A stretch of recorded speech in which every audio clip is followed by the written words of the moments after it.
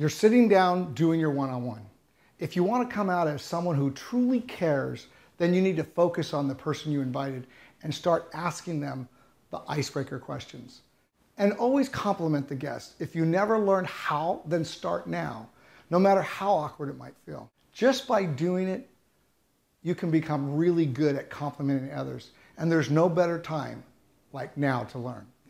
I'm going to tell you, starting any conversation with a compliment makes for a very comfortable environment. Guys, if you're meeting with a lady, make sure you say how nice they look.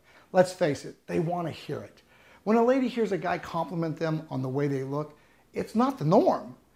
Guys usually never say something nice about the way a lady looks.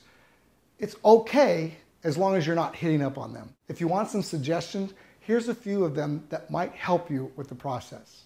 Let's assume you like their blouse, or something they're wearing, or their overall appearance, or the way they carry themselves, or you like their name. Then tell them.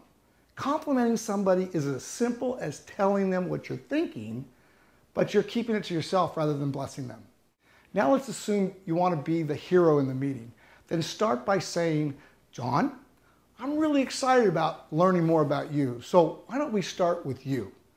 So now you want to know what type of questions should you be asking to kickstart the conversation. But first, I want you to think of the meeting as if you're at a party and you want to create a party conversation. Here are some everyday questions, and everything's in writing so you can download the PDF file to learn how to break the ice. So here goes.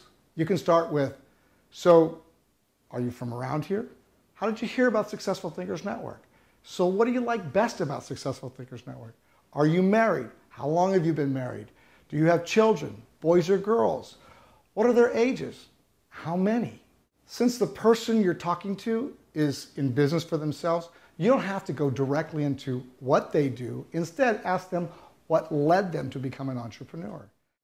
Generally, this is where you talk about their dream to make a better life for themselves, help put their kids through college, set themselves up in retirement, travel, something that's near and dear to their heart. There has to be a hot button, and your goal is to find out what their hot button is when asking them what caused them to go into business for themselves. As you continue in your meeting and your future relationship, knowing what motivates someone can be extremely useful in perhaps why they should know you, or why they might need your product or service or business, or just the blessing of having a relationship with each other. You see, knowing someone's hot button is always powerful in future communications. Perhaps when you send them a thank you card for meeting you and you mention that you really believe in them and you're looking forward to hearing their progress towards achieving their dreams and goals. Or that you're so excited you want to become one of their fans to cheer them on. Who doesn't want someone to cheer them on and be a part of their support system? In all reality, they may not even have someone else who really cares about their dreams and goals.